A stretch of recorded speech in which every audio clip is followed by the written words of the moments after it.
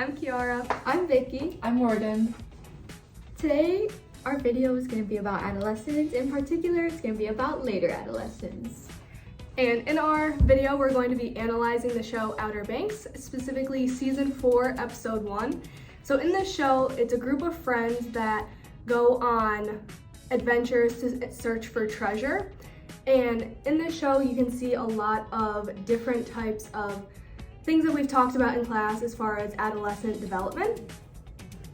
So the 3 topics that we're going to be discussing today is family and friend relationships, Erikson's stages of identity versus role confusion, and then risky behaviors that some adolescents participate in.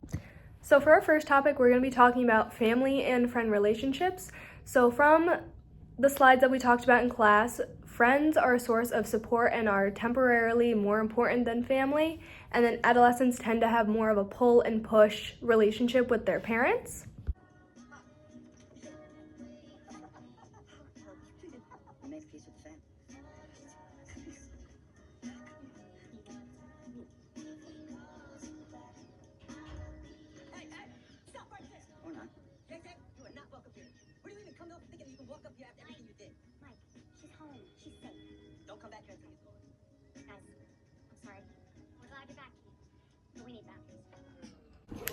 So in the first clip, as you saw Pope coming back from his treasure hunt, and you see his dad welcoming him with open arms and just giving him a big hug.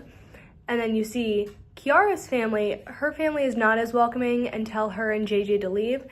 They're happy that she's safe, but they have had issues in the past with Kiara lying and not telling them where she's going. And they don't particularly like JJ because they think he's a bad influence. And despite her parents' opinions, Kiara continues to choose her friends over her family, which is typical with adolescent development.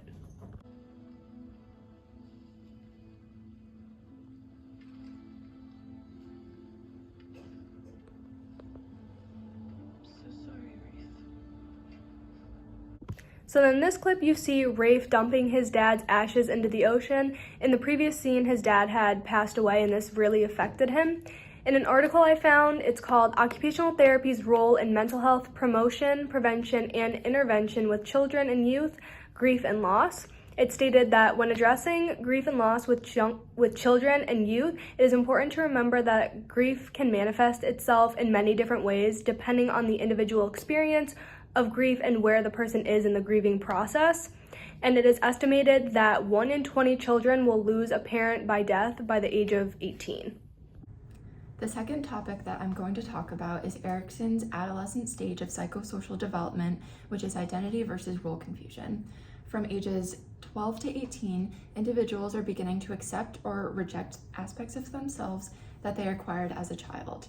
They're searching for a sense of purpose through the exploration of one's goals, values, or beliefs. If they're successful in this stage, they have a strong sense of self. But if the stage is unsuccessful, the adolescent is unsure about their place in the world.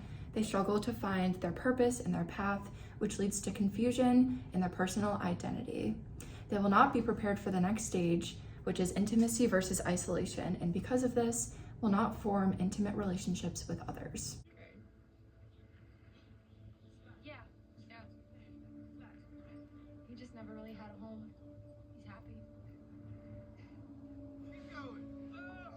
In clip number 1, you can see that JJ is having a celebration. Kiara proceeds to say in the clip, yeah, he never really had a home. He's happy.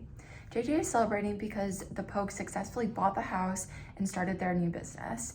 In the past, JJ has always struggled with his parents and his home life. He never really had a stable family structure, and this has affected his trust and his relationships with others. But now that he has the home and the business and his friends, he finally feels like he has the identity and place in his life. He's overcoming the crisis of Erikson's role confusion, and now he's on his way to finding his identity in himself. And some of us still had dreams. Kiara still wanted to save the dolphins and the turtles. Pope was planning on going back to school. But in the meantime, for all of us, we were just working together. In clip number 2, the individuals are stating their goals and dreams. For Pope, he is accepting and continuing his goal to go back to school. And for Kiara, she wants to save the dolphins and the turtles, which was a dream that stayed with her throughout childhood. They are successful in completing Erickson's stage of psychosocial development.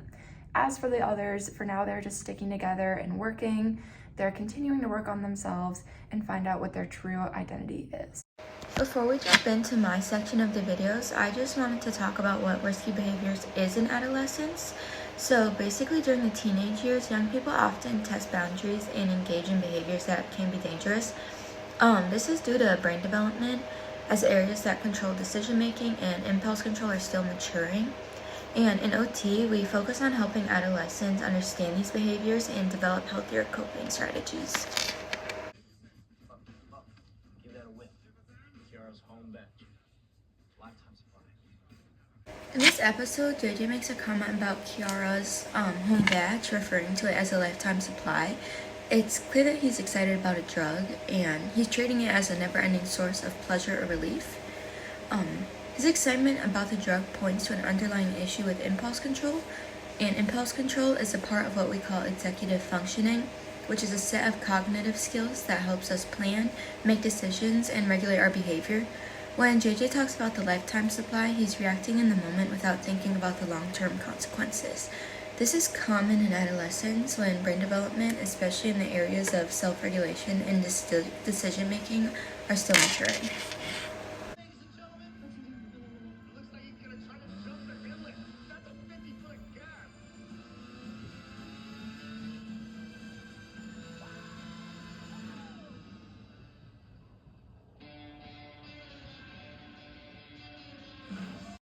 First off, in this episode, JJ's behavior on the dirt bike, I think, is like a really good example of risk-taking. He's speeding, he's doing stunts, and generally acting without thinking about the consequences. Adolescents in particular often engage in risky behaviors like this because their brains are still developing.